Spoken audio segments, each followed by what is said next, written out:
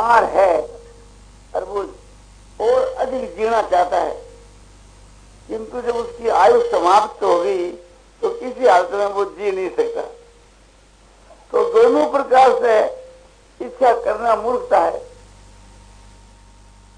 मरने की इच्छा करने से तो जल्दी मरता नहीं, और जीने की इच्छा करने से विशेष समय तक जीता नहीं। तिल घटे नराई बढ़े, जिस समय मरना है उसी समय मरेगा वो। तो उस इच्छा करना तो व्यर्थ ही है। इच्छा करने से कोई कार्य की सिद्धि तो होती नहीं। इच्छा करके अपनी बेइज्जती करानी हो तो करा लो। जब अपने को मालूम है कि ये चीज हमारे को मिलनी संभव नहीं, उसकी मांग पेश करनी मूर्खता है। अपनी बेइज्जती करानी है। संसार के बीच के मां लोग नाना प्रकार की इच्छा करते हैं। कोई किसी की कभी तुक पीजा बाबा तो दूसरी है, किंतु इच्छा से थी कोई इच्छा की पूर्ति हो जाए, इच्छा करने से इच्छा की पूर्ति हो जाए, संभव नहीं है।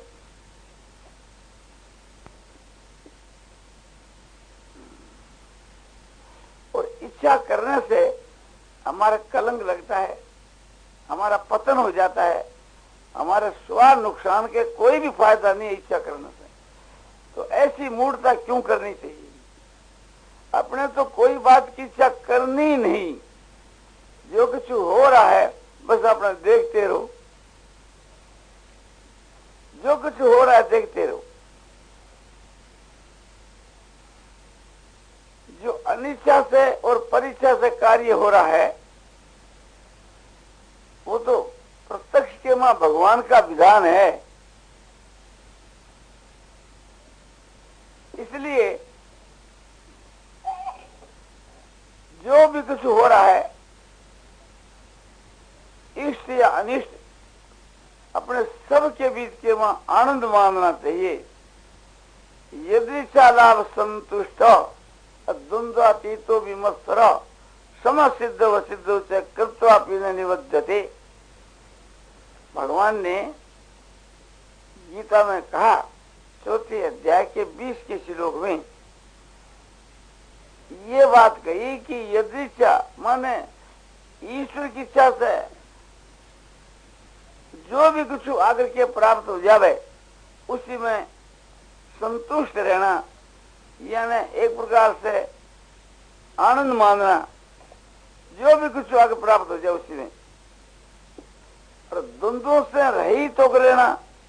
द्वंद्व माने हरक शोक से रहित, राग द्वेष से रहित, सुख दुख से रहित, इस प्रकार से द्वंद्वों से रहित होना, और मत्सरता से भी रहित होना, ईर्ष्या भी किससे नहीं करनी।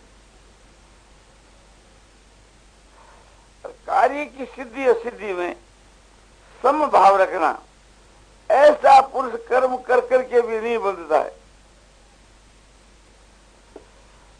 तो यह बहुत ही एक प्रकार से उच्च कोटि की बात है। फिर आपको मैं बतला देता हूं अनिच्छा परीक्षा के। जैसे हम कहीं रास्ते में जा रहे हैं और कोई भूमिकंप हो गया या कोई बिजली गिर गई और हमारे चोट आ गई, तो ये किसकी इच्छा हुई? किसी की नहीं, हरी इच्छा। इसके ऊपर हम दुख करें तो मूर्खता है। किसी का भी दोष नहीं है, ये दोष है एक प्रकार से हमारा। कोई भी कार्य अनिच्छा से या परीक्षा से होता है तो वो एक भगवान का विधान है।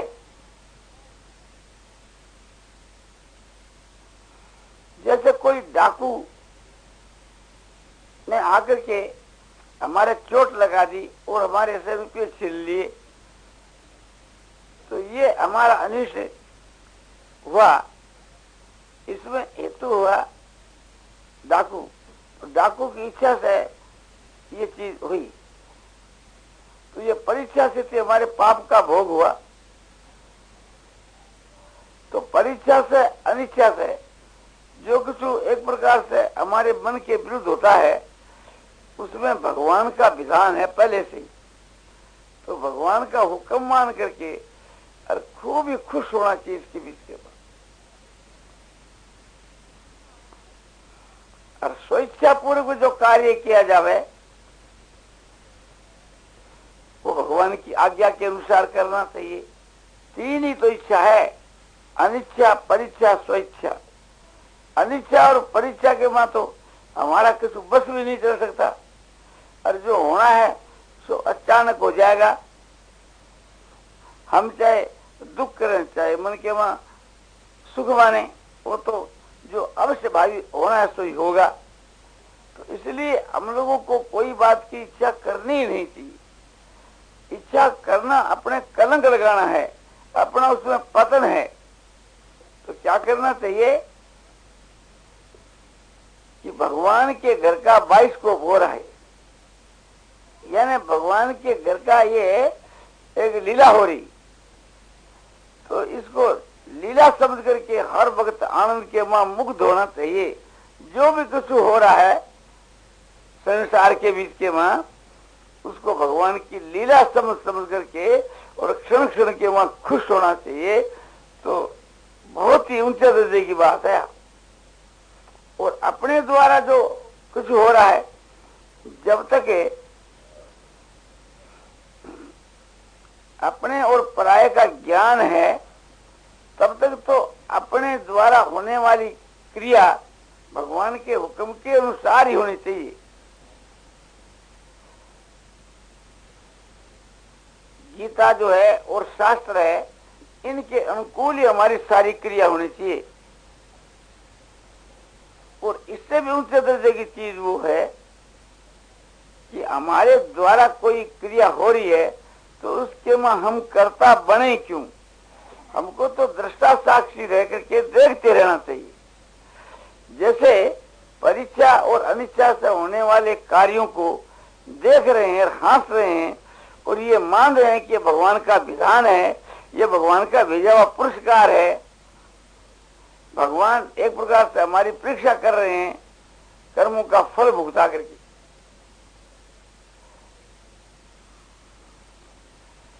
ऐसा समझ करके हमको हर वक्त खुश रहना चाहिए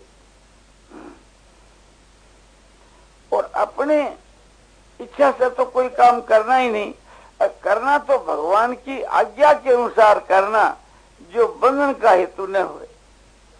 हम भगवान की आज्ञा के अनुसार करते हैं तो उसका फल भगवान की प्राप्ति है। कि मदर्थमपि कर्माणि पूर्वं सिद्धि मुवापसि।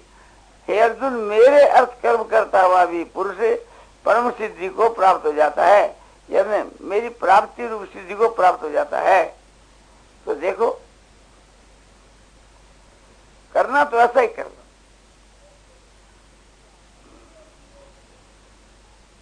हमारे द्वारा होने वाली क्रिया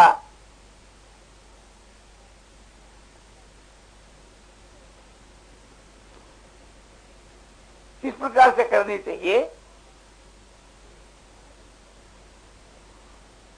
जो कि हमारे मुक्ति देने वाली होए, कल्याण करने वाली होए। एक तो हम जो कर्म करें समभाव से करें। जैसे भगवान ने गीता में कहा है, सुख दुखे समय कृत्वा लाभा लाभौ जया जयो ततो युद्धाय जुष्व नैवं पापमापसि। सुख दुख लाभ हानि जय पराजय इन सब में समान होकर के हे अर्जुन तू युद्ध कर। युद्ध को कर्तव्य समझ करके युद्ध के लिए युद्ध कर, तो फिर तू पाप को प्राप्त नहीं होगा। तो एक तो ये बात, समभाव से कार्य करना चाहिए। कोई भी काम हो तो हृदय में समता रख करके करना चाहिए। दूसरी बात यह है कि इच्छा का त्याग करके करना चाहिए, फिर भी आत्मा का कल्याण हो जाता है। फल की इच्छा का त्याग करके, जैसे अनाश्रित कर्म फलं कार्यं कर्म करोति है सन्यासी से योगी से न निर्गणित नचा करिए। जो कर्म के फल को न चाहता हुआ और कर्तव्य कर्म का पालन करता है वही योगी है और वही सन्यासी है। अग्नि के त्यागने वाला और केवल क्रिया के त्यागने वाला ही योगी सन्यासी नहीं है। दूसरी बात यह है कि केवल क्रिया और अग्नि के त्यागने से ही सन्यासी नहीं होता है। भीतर का जो भाव है, भीतर में जो ज्ञान है और भीतर का जो त्याग है वो ही सन्यासी है। और इससे भी ऊंचे दर्जे की बात वो है कि हम कर्म करें, हमारे में कर्तापन रहो, किंतु हम कर्म करें भगवत अर्थ कर्म करें, भगवान के लिए करें, तो वो बंधन का हेतु नहीं होता। भगवान के अर्थ, जैसे कोई रुपया का लोभी व्यवसायी दुकानदार दुकान करता है और प्रातः काल से लेकर सायंकाल तक खूब ही परिश्रम करता है। जो कोई माल देने के लिए आता है तो लेने के लिए आता है तो उसकी यही नजर रहती है कि रुपया कैसे मिले, रुपया कैसे मिले, रुपया कैसे मिले। जिस काम में नुकसान मालूम होता है उसके नजदीक नहीं जाता। रुपया ही उसके समझो कि अपने साक्षात प्राण है। तो इसी प्रकार से हम धन की जगह में भगवान को रखें। जैसे लोभी आदमी धन के लिए रात दिन भागता है, इसी प्रकार से हम भी भगवान के लिए रात दिन कर्म करें। जैसे लोभी आदमी और किसी की भी परवाह नहीं करता, वो रुपयों का एक निष्ठ भक्त है, तो इसी प्रकार से भगवान का एक निष्ठ भक्त होना चाहिए, तो फिर बेड़ा पार। और इससे भी ऊंचा दर्जा वो है कि हम जो कर्म जो है सो अपने प्रकृति में या परमात्मा में समर्पण कर देवें, तो बहुत ही ऊंचे दर्जे की बात है। प्रकृति में समर्पण करना क्या कि प्रकृति कर्माणि गुणे कर्माणि सर्वस्य अहंकार विमूढ़ आत्मा करता है मिति मन्यते तत्त्ववितु महाभावो गुण कर्म विभागयो गुणा गुणेषु वर्तन्ते इति मत्वा न सज्जते। ये प्रकृति के बीच में समझो कि कर्मों का समर्पण करना है। प्रकृति कर्माणि गुणे कर्माणि सर्वस्य, कहते प्रकृति के द्वारा ही, प्रकृति से उत्पन्न जो गुण है उनके द्वारा ही सारे कर्म होते हैं। और अहंकार भी मूढ़ आत्मा पुरुष मैं करता हूं ऐसा मान लेता है, जो कैसी मूर्खता की बात है। ये तो प्रकृति से अपने आप ही कर्म हो रहे हैं। प्रकृति से उत्पन्न है जो गुण, अरे गुणों का 17 तीनों गुणों का ही विस्तार सारा संसार है। तो प्रकृति से उत्पन्न है गुणों के द्वारा सारी क्रिया होती है, किंतु अहंकार विमूढ़ आत्मा ऐसा मान बैठता है कि मानो मैं करता हूं। तो ये उसकी मूर्खता है। ये तो उधारी राड लेनी है रास्ते चलते, कोई ले उनको दे, अपना प्रयोजन ही क्या है। प्रकृति अपना कर्म कर रही है, इससे पुरुष का कोई संबंध ही नहीं। गुणा गुणेषु वर्तन्ते इति मत्वा न सज्जते। हे महाभावो, तत्ववेत्ता जो पुरुष है, तत्ववित्तु महाभावो गुण कर्म विभागयो गुणा गुणेषु वर्तन्ते इति मत्वा न सज्जते। गुण और कर्म के विभाग के जानने वाले जो तत्ववेत्ता पुरुष है वे ऐसा समझते हैं कि गुण गुणों में वर्ते हैं, ऐसा समझ करके वो आसक्त नहीं होता। कि जैसे गुण क्या है कि इंद्रियां भी गुण और उनका विषय भी गुण, तो इंद्रियां अपने विषयों में विचर रही है ऐसा मानता है। इंद्रियार्थेषु वर्तन्ते इति धार्यन्, इंद्रियां अपने अर्थों में बरत रही है इस प्रकार से समझ कर धारण करके। और नहीं किंचित करोमीति युक्तो मन्ये तत्ववित्, तत्ववेत्ता ऐसा माने कि युक्त जो तत्ववेत्ता ऐसा माने कि मैं कुछ भी नहीं करता हूं। अब यह बात प्रत्यक्ष है, संसार के बीच में आंख देखती है, ये कहता मैं देखता हूं, कितनी मूर्खता है। कान सुनते हैं, कहता मैं सुनता हूं। तो इसी प्रकार से सारी क्रिया इंद्रियों के बीच के वहां हो रही है। अपने को तो दृष्टा साक्षी होकर के ये सब तमाशा देखते रहना चाहिए। इस प्रकार से प्रकृति के जो मनुष्य समर्पण कर देता है सारे कर्मों को, तो वो फिर मुक्त हो जाता है।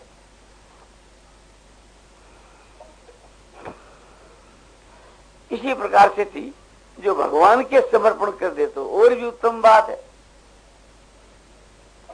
भगवान के मां अर्पण कर दी अपने आप को और अपने सारे कर्मों को, जैसे चेत शास्त्र कर्माणी मई संन्यास मत पर और बुद्धियों उपासित मच्चित सप्तंग भग। कठपुतली जिस प्रकार से थी सूत्रधार के प्रति अपने सारी क्रियाओं को और अपने आप को अर्पण कर देती है, माने अर्पण पहला से किए हुए हैं, वो तो जड़ है, क्या अर्पण करेगी। तो सूत्रधार समझो कि स्वयं ही आपने उसको अपने अधिकार के मां ले रखी है कठपुतली को, और जो न चाहता है जो नाचती है, और उसका नतीजा जो फल है वो भी सूत्रधार पर निर्भर करता है। तो हमारे सूत्रधार है भगवान। तो जैसे कठपुतली अपने सूत्रधार को अपनी सारी क्रिया अपने शरीर को पहला से अर्पण कर रखा है, यानी किया हुआ ही है, इसी प्रकार से हम लोगों के भी समझो कि सारे कर्म और हमारा शरीर भगवान के समर्पण पहला से ही है। हम एक प्रकार से मान लिए अलग, ये हमारी गलती हुई। तो ये भगवान की चीज भगवान को सौंप देवें या प्रकृति की चीज प्रकृति को सौंप देवें। ये हमारा जो स्थूल शरीर है और एक प्रकार से हमारा जो सूक्ष्म शरीर कारण शरीर, ये सब प्रकृति का विकार है, प्रकृति की चीज है। इसलिए प्रकृति की चीज हम प्रकृति को सौंप देवें तो पापों से बच जाओ, फिर हमारे द्वारा कोई पाप होने का ही नहीं। और पाप होता है तो ये समझना चाहिए कि हमने प्रकृति को सौंपा नहीं। और यदि हम भगवान को सौंप देवें तब तो फिर कहना ही क्या है, और भी ऊंचे दर्जे की बात। भगवान को कैसे, कि जैसे अभी आपको बताया चेत शास्त्र कर्माणी मई संन्यास मत पर है, बुद्धि योग उपासित मच्चित सत्संग भव। चेत माने चित्त से सारे कर्मों को भगवान कहते हैं कि मुझ परमात्मा में तू समर्पण कर दे और तू मेरी शरण आ जा, तो भी मेरी शरण आ जा।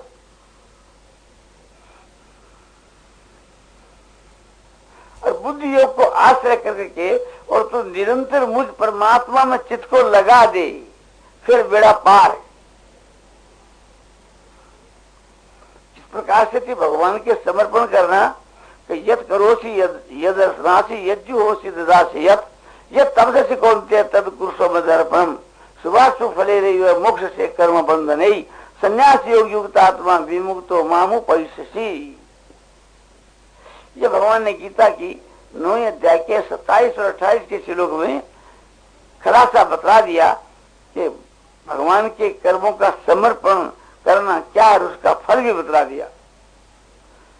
कि भगवान कहते हैं यद करोसी जो कुछ तू करता है, यद असरासी जो कुछ तू खाता है, और जो कुछ होम करता है, जग करता है, दान देता है, वह सब का सब तू मेरे समर्पण कर दे। तो क्या होगा इससे कि शुभ और अशुभ कर्मों का जो फल है उस कर्मों के फल के बंधन से थी तू छूट जाएगा, फिर बोले फिर तू मेरे को प्राप्त हो जाएगा। तो कितनी महिमा की बात बतलाई है। तो इसके भी इसके बाद थोड़ा कर्तापन का ये भाव आया कि भगवान के प्रति तो समर्पण किया, और उसके बीच के वहां तो और भी कुछ कोटि की बात है कि करता हुआ स्वयं एक प्रकार से मैं करता हूं ये माने ही नहीं।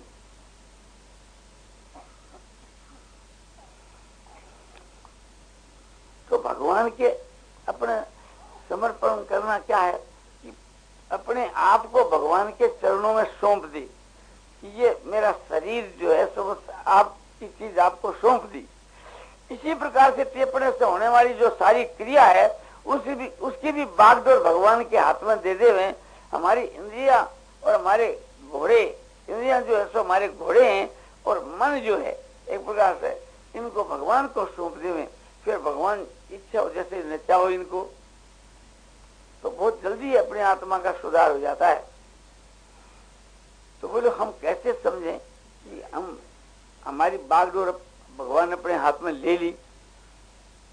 बोले जब आपके कर्म शुद्ध हो जावे, कर्मा में कोई प्रकार से झूठ कपट चोरी व्यभिचार आदि कोई रत्ती भर भी दोष नहीं आवे, तो ये समझना चाहिए भगवान का हाथ है। और यदि बुरा काम होने लगे, झूठ कपट चोरी व्यभिचार मदिरापान मांस भक्षण और जुआ आदि, तो समझना चाहिए कि काम का हाथ है। काम काम एक प्रकार से हमारे पर सवार हो रहा है, भगवान का हाथ नहीं। या कसौटी है, भगवान का हाथ होगा तो फिर हमारे से भूल होने की ही नहीं। और जब तक भूल होती है तब तक एक प्रकार से भगवान का हाथ नहीं है। तो यह खास बात समझ लेनी चाहिए। तो यह बात आपको बतलाई कि इच्छा का त्याग कर करके और हम कर्म करें तो हमारे सारे बंधन छूट जाए।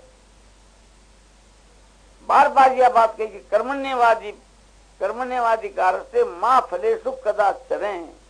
अर्जुन तेरा कर्म करने में ही अधिकार है और उसके फल के मां नहीं, इस वास्ते तो फल की इच्छा मत कर। और कर्म और माँ कर्म फले तुर्भुर माते समस्त कर्मणि, कर्म के फल का जो हेतु है यानी कर्मों के मां आसक्ति या कर्मों में ममता या एक प्रकार से कोई भी प्रकार का हेतु है तो वो भी हमारे लिए पतन का हेतु होता है। इसलिए कर्म के फल का हेतु भी तू मत बन, भगवान अर्जुन को कहते हैं। और कर्म के न करने में भी प्रीति मत कर। तो कर्म तो करना ही चाहिए, किंतु निष्काम भाव से करना चाहिए। कामना का त्याग करके कर्म करने से मुक्ति हो जाती है, उसी का नाम निष्काम कर्म है। और निष्काम कर्म के समान और कुछ भी नहीं है, कोई भी कर्म नहीं है निष्काम कर्म के समान। ध्यान रूपी जो क्रिया है और वो सकाम है, तो वो भी निष्काम से उसका दर्जा नीचा है। क्योंकि ध्यानात् कर्म फल त्यागात् शांतिरनंतरम, ध्यान से भी कर्म फल का त्याग श्रेष्ठ है, क्योंकि त्याग से तो शांति मिलती है।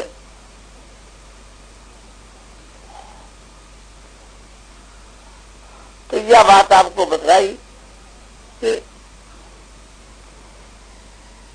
कोई भी बात की इच्छा करना है ये तो बिल्कुल मूर्खता है। और इच्छा के त्याग से शीघ्र कल्याण हो जाता है। तो हम देखते रहें, बस देखते रहें। इससे भी एक जबर बात बतलाई जाती है, जो हर वक्त शांति और आनंद आपको बना रहे और हंसते हंसते आपकी मुक्ति हो जाए, वो यह है कि जो कुछ एक प्रकार से थी परीक्षा से अनिच्छा से कार्य हो रहा है, अपने शरीर से भी जो कुछ हो रहा है, इसका दृष्टा साक्षी होकर के देखता है और इसको भगवान की लीला समझता है। अपने द्वारा जो कार्य हो रहा है वो भी भगवान की लीला, और किसी के भी द्वारा जो कार्य हो रहा है वो भी भगवान की लीला। इस प्रकार से हम भगवान की लीला मान लेवे तो हर वक्त प्रसन्नता और शांति होते रहे और आनंद का कोई ठिकाना भी असर नहीं रहे और हंसते हंसते तो मुक्ति हो जाए। किसी के द्वारा चेष्टा हो रही है, दूसरों के द्वारा, तो न्याय या अन्याय जो भी कुछ हो उसमें हमको विचार करने की आवश्यकता नहीं, किंतु अपने मन बुद्धि और शरीर के द्वारा जो शास्त्र के विपरीत चेष्टा होने लगे तो उससे तो लीला नहीं समझनी चाहिए। वहाँ भगवान का हाथ नहीं है, वहाँ तो काम का हाथ है। उस काम को मारना चाहिए। अपने द्वारा कोई पाप कर्म हो गए तो ये समझना चाहिए कि वो पाप कर्म न तो हमारे प्रारब्ध होता है, न भगवान का हाथ है, वो तो काम और क्रोध का हाथ है। इसलिए काम और क्रोध को एकदम मार डालना चलना चाहिए, उसके धोखे में फंस करके और ऐसा नहीं मानना चाहिए कि मैं जो एक प्रकार से क्रोध करता हूँ या पाप करता हूँ या मेरे में जो लोभ और कामना है उससे ये क्रिया होती है। कामना है वहीं एक प्रकार से अनर्थ है। कामना के तो त्याग की बात है ही, तो कामना तो होनी नहीं चाहिए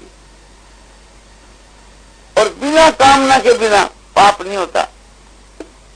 काम से क्रोध इस तरह जो गुण समुद्र है मां सब महापाप मां विद्यनम। इसके पूर्व में अर्जुन ने पूछा था कि प्रभु मैं पाप करना नहीं चाहता किंतु उससे कौन पाप करवाता है। अतः के प्रयुक्त पापम करती पुरुष अनिश्चय विवास ने बला दी नियोजित। ये भगवान ने गीता की 30वीं अध्याय के 36वें श्लोक में कहा। अर्जुन का एक प्रश्न है। अर्जुन कहता है ये भगवान अच्छा केन परिवतो अयम पुरुष है पापम करती, माने ये पुरुष किसका पड़ेगा वह पाप का आचरण करता है। अनिच्छा माने इसकी इच्छा नहीं है, इच्छा का बिल्कुल त्याग कर दिया इसने और बिना इच्छा के भी माने बलात्कार से माने कोई से पाप करवाता है तो वो कौन पुरुष है। तो भगवान ने कहा कि काम ऐसा क्रोध है। ये जो काम है ये क्रोध है, रजोगुण समुद्र है, जिससे रजोगुण काम है ये क्रोध है और रजोगुण से इसकी उत्पत्ति हुई है और ये मान खाने वाला है और मान पापी है, इस वास्ते इसको तुम मार डाल।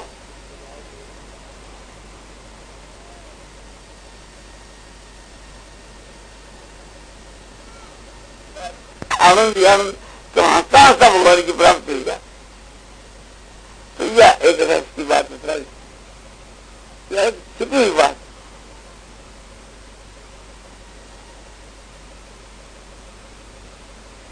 जैसे 22 को तपस है ना, इसी प्रकार से आपको मान लेना कि भैया भगवान को 22 को कहे अरे बिना पैसा दिखावे अरे 122 को कहे दुनिया में नहीं मिले। अरे यो दूसरा दुकानदार थो उसने ये निश्चय कर लिया कि इसको क्रोध चलाकर छोड़ना,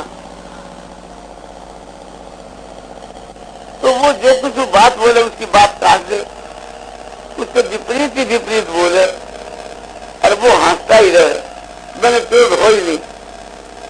तो एक दिन जो है उस बनिया ने कहा जो क्रोध नहीं करता है उसको तो भैया एक काम कर, तू परोपकारी है तो मैं मेरे ससुराल में जाऊंगा तो ये लाडुओं की हांडी तू तेरे सिर पर धर करके मेरे साथ ले जा, यदि ऐसे भगवा आदमी है तो बोले भाई बहुत ठीक है।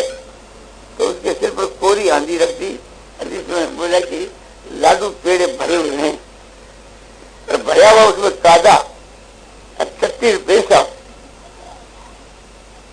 अरे वो खाम करके अरे बोले चलो आगे वो चले किसी पीछे लाठी लेकर वो चले। जब ठीक बाजार के बाद पूछा सरकारी आदमी वहाँ खड़े हैं, वहां जाकर लाठी पीछे से लाठी मारकर आदमी को फोड़ दी। फोड़ने से सारे शरीर में 36 पैसा पैर में लग गया और सामने खड़े होकर आंसर और वो भी आंसर।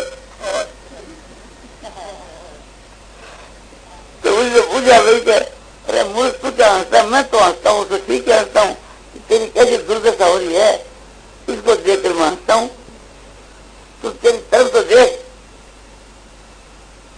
तो बोला भाई कि मैं भी ठीक क्या हंसता हूँ, तो तुम ठीक क्या हंसते हो। देखो भगवान की हमारे पर कितनी दया है कि भाई को उपदेश का खड़ा कर दिया जो बारंबार पक्का करेंगे जिसमें उसे पास ऐसे में पास होने के लिए तुम्हारे जैसे पुरुषों को हमारे को शिक्षा दिया है। ये तो ये हंसी का विषय है कि एक प्रकार से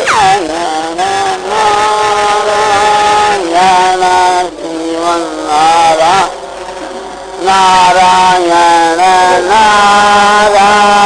नारायण श्रीमन नारायण